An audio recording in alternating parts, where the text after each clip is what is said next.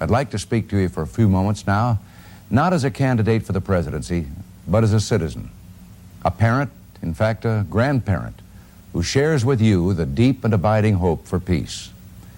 I revere, as I know you do, the American tradition of free and reasoned discussion of our complex issues. That's why I've participated in 6 debates since I became a candidate for president.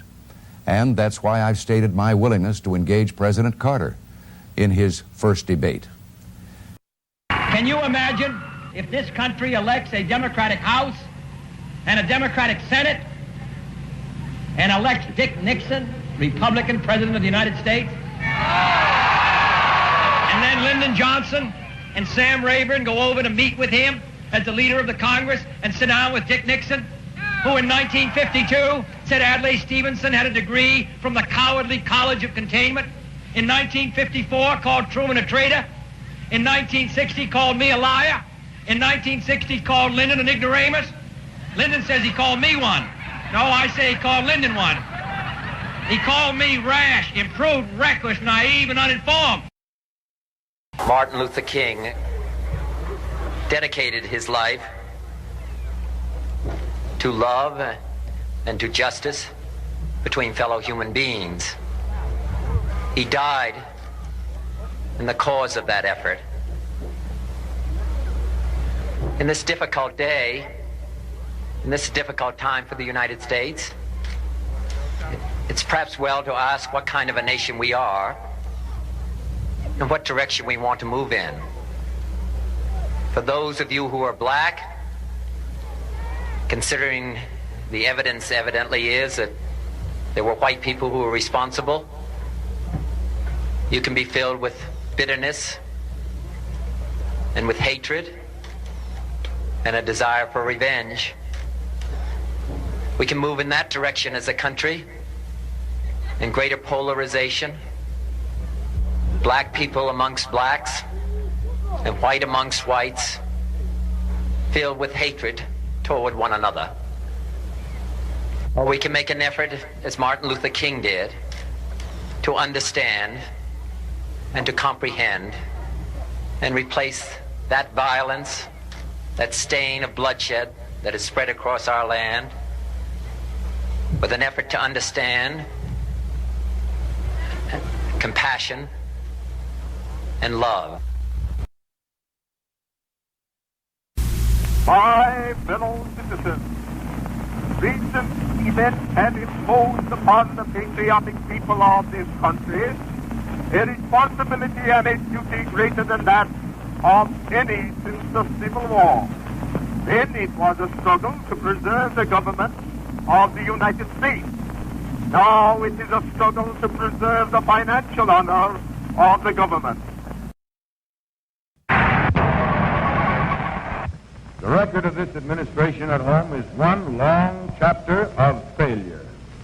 But still, some people tell us, we agree that the New Deal is a failure at home, but its foreign policies are very good. Let me ask you, can an administration which is so disunited and unsuccessful at home be any better abroad?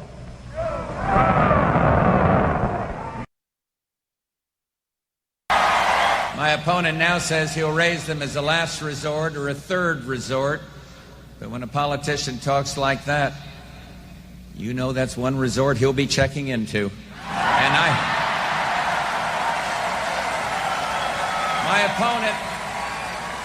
my opponent won't rule out raising taxes, but I will, and the Congress will push me to raise taxes, and I'll say no. And they'll push, and I'll say no. And they'll push again, and I'll say to them, read my lips. No new taxes.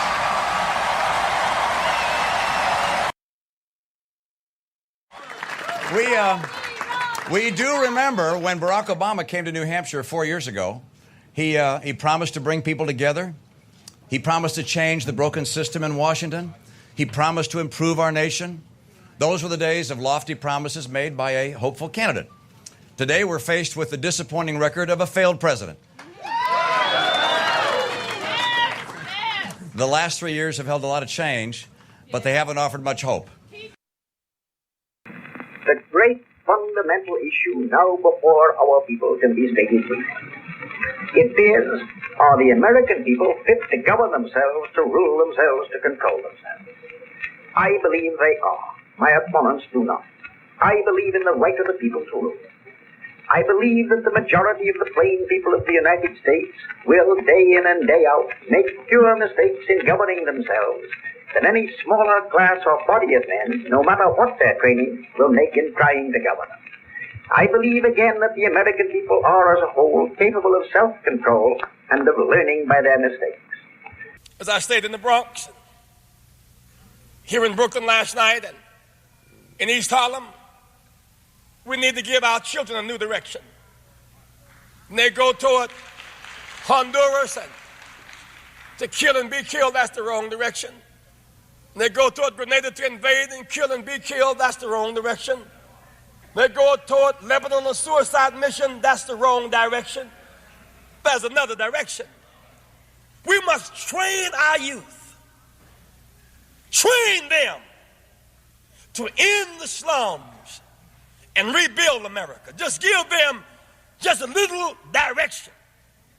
When I look at life, because I've come from the bottom up, I'm what they call an eternal optimist. Because when you come from the bottom up, every round, every one of them gets higher and higher. And you're on your way up, everything counts. You will hear many sincere and thoughtful people express concern about the continuation of one party in power for 20 years. I don't belittle this attitude, but change for the sake of change has no absolute merit in itself. If our greatest hazard is preservation of the values of Western civilization, in our self-interest alone, if you please, is it the part of wisdom to change for the sake of change to a party with a split personality?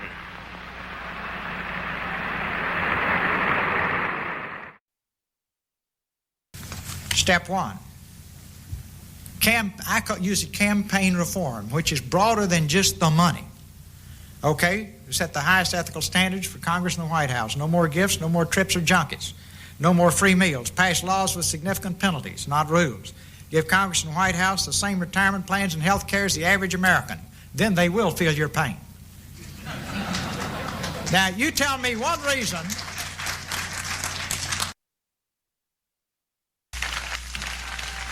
You know, for the first 2 nights of that Republican convention in Houston, I thought they were running against her instead of me.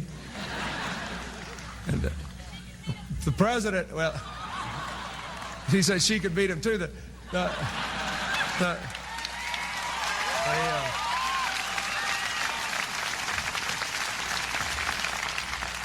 What I was going to say is that Mr. Bush might well file for First Lady if he wants to run for that job, but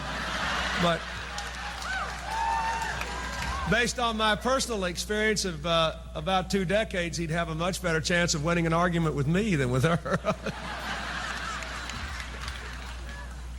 I would not concede a single vote. I said I would campaign from the snowy banks of Minnesota to the sandy plains of Georgia. We're going to be in Louisiana, Mississippi, Alabama, and Florida, and we're going to win. We are told by the opposition that we must have a change, that we must have a New Deal. It is not the change that comes from the normal development of national life to which I object or you object, but the proposal to alter the whole foundations of our national life, which have been builded through generations of testing and struggle, and of principle upon which we have made this nation.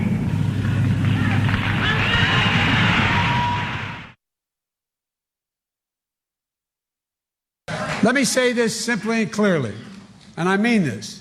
The country wasn't built by Wall Street bankers, CEOs, and hedge fund managers. It was built by you. It was built by the great American middle class. And the American middle class was built by unions, by you. Look, folks, you know, that's the story of America. I remember late one night, as I headed from a speech in one city to a hotel 1,000 miles away, a friend of mine came up to me and said, "Fritz, I just saw you on TV. Are those bags under your eyes natural?" And I said, "No, I got them the old-fashioned way. I earned them."